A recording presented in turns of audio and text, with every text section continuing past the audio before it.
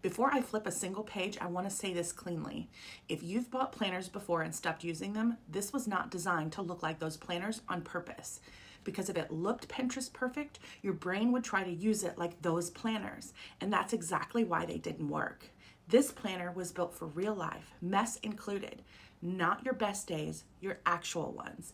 So let me walk you through this and show you why this one is different on purpose. When you pick this up for the first time, you'll notice that the cover, it doesn't tell you who to become. You see this line right here? See this? The I am? You write that, not me, not the brand, you. Most planners start with goals. This one starts with identity because identity sticks longer than motivation. And yes, it's meant to be written on. You can write on it with a Sharpie because once you put your handwriting on it, this stops being a planner you bought and starts becoming something that belongs to you. Not because you wrote your name on it, but because you attached it to your identity. That's intentional. You'll notice that this is a 90-day system because a year sounds motivating until February hits and you feel behind. 90 days feels different. It's a season. It's survivable. You're not committing to reinventing yourself. You're just saying, I'm willing to sit with myself for one stretch of life. You'll also notice that there are no tabs or dividers visually on the outside of this planner. That's also intentional because tabs in your planner signal to your brain that it is a modular system, and that also supports that shame spiral when you miss a day.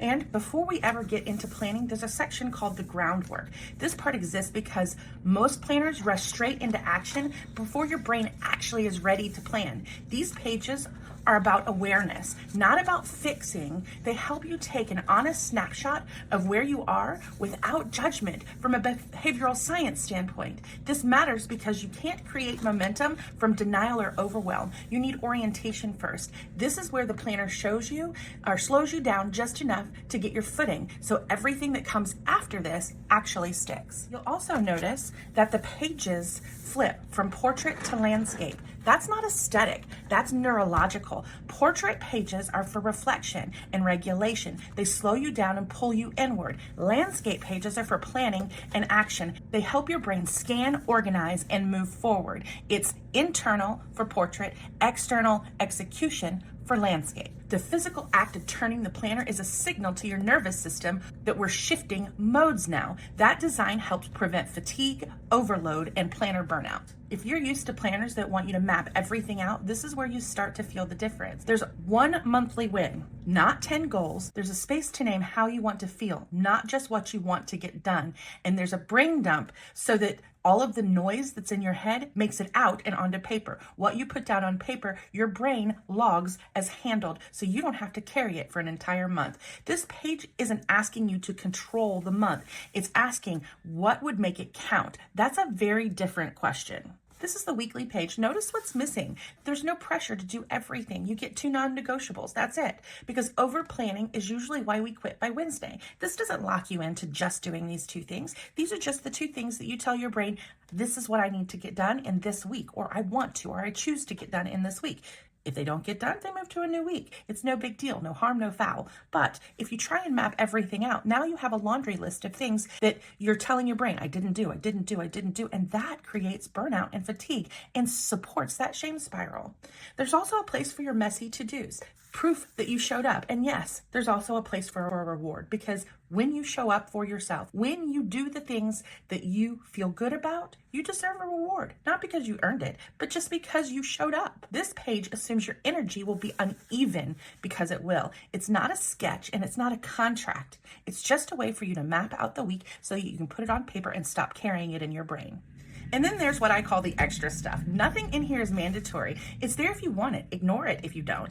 That matters because the fastest way to abandon the planner is to feel like you're behind in your own system. After the planning pages, you hit a section called the pause. This is not a break from the planner. This is one of the parts that makes the planner actually stick. These pages are where you look back on the 90 days and name what was real, what worked, what didn't, what you're proud of, even if it was quiet, what you're ready to leave behind so the next session feels lighter. Then you do the reset, what you learned about yourself, and one sentence to carry you forward. This is where your brain gets closure instead of just more pressure. It's a reflection, but it's structured so you don't spiral. You integrate. And that, my friend, that is how messy momentum compounds. So if all you want is a pretty place to write your to-do list, this isn't for you. This planner does not look and behave like those Pinterest perfect planners on purpose. That was a lot of P's. You might not like me after this next comment. If planner pages and spreads worked for you, you wouldn't still be looking and there wouldn't be a planner graveyard under your bed too. Tiny boxes, clean grids, and rigid layouts quietly tell your brain not to mess up. This one invites you in when things are messy.